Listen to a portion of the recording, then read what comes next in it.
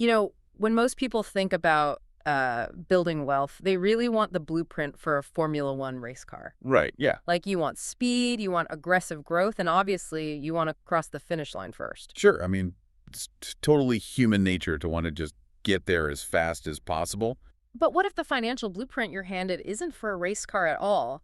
What if it's actually for an armored tank? An armored tank, that's a great way to put it. Right. It's virtually indestructible, but it's definitely not going to win the Grand Prix. And that tension is basically the heartbeat of today's deep dive into Tony Robbins' book, Money, Master the Game. Exactly. Our mission today is to critically analyze this 7-step path that promises to turn you from a consumer into an owner.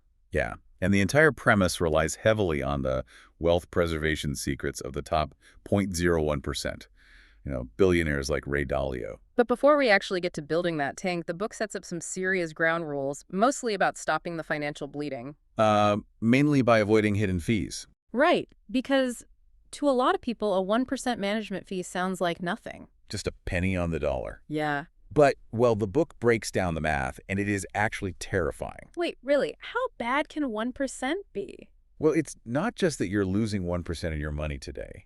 You are losing the compound interest that 1% would have earned over the next, say, 30 years. Oh, right. The snowball effect. Exactly. Because your growth snowballs, giving up just 1% every single year, can essentially eat up a massive chunk of your final nest egg. Which naturally leads to the question of who is actually charging you those fees. Yeah, the book draws a really hard line here between a standard Wall Street broker and a fiduciary. I like to think about it like buying a car. You wouldn't ask the guy working on commission if you really need the $500 rust proofing. Because, of course, he's going to say yes. Right. He's financially incentivized to sell you more product, not to protect you. A fiduciary, on the other hand, is literally legally bound to act in your best financial interest. Standard brokers aren't. They don't even have to tell you if they're getting a kickback behind the scenes for putting your money into a specific high-fee fund. It's wild. Okay, so you fired the commission salesman. You've stopped paying outrageous fees. Your money is protected. But protection doesn't actually create wealth. No, it doesn't. So where do you actually put the money to make it grow? Well, this is where we get to the core engine of the book. It's called the All Seasons Portfolio, which is adapted from Ray Dalio's all-weather strategy. Right, where Dalio looks at the economy as having basically 4 seasons. Yeah. Inflation, deflation, rising economic growth, and declining economic growth. And I guess the traditional advice for handling those ups and downs is usually a 50-50 split, right? Yeah. Like half your money in stocks, half in bonds. Which the book argues is a massive mathematical mistake. Really? Why is that? Because stocks are roughly 3 times more volatile than bonds. Yeah. They swing up and down much more violently. Okay, so they carry way more risk. Exactly. So a 50-50 split in actual dollars is really like a 90-10 split in risk. If the stock market tanks, your whole portfolio just goes down with it. Oh, wow. So how do they fix that? The book introduces this concept called risk parity. Basically, balancing your portfolio based on how wildly the assets swing, rather than just the dollar amounts you put into them. That makes sense. And following that logic leads to a highly specific mathematical breakdown. To weather any economic season, the recommendation is putting only 30% of your money in stocks. Only 30%.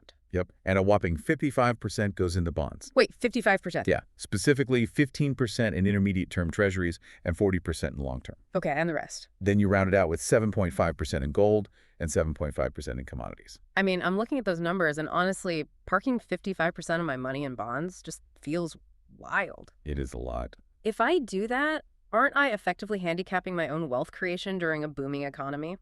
30% in stocks seems incredibly low if I actually want my money to grow. You've hit on the major logical gap of the entire strategy, and the historical data definitely backs up your concern. So it does drag you down. Well, this portfolio is beautifully defensive.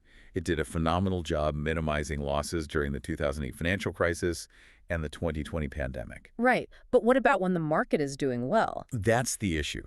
Because it's so heavy in bonds, it has severely trailed the aggressive growth of the S&P 500 since, 2013. Because it assumes bonds are always this perfect, safe counterweight to stocks. Which simply isn't a guarantee, especially when interest rates are rising. Right. How does that work mathematically? Think about the mechanics. If you own a long-term bond that pays, say, 2% interest, and suddenly the government issues new bonds, paying 5%. Nobody wants your old 2% bond. Ah, so its value just plummets. Exactly. So in an environment where interest rates are shooting up rapidly, that 55% bond allocation can actually drag your whole portfolio down. So what does this all mean for you listening? To be fair, the book is really fantastic on defensive tactics. Yeah, it definitely wakes you up to the reality of hidden fees, the actual math of asset allocation, and keeping your emotions in check when the market gets scary. Right. It truly is a phenomenal blueprint for wealth preservation. But its incredibly conservative nature means it might not be the right vehicle if your primary goal requires aggressive, compounding growth. Which brings us right back to that armor tank we talked about earlier. Exactly. It leaves you with this final provocative thought to chew on.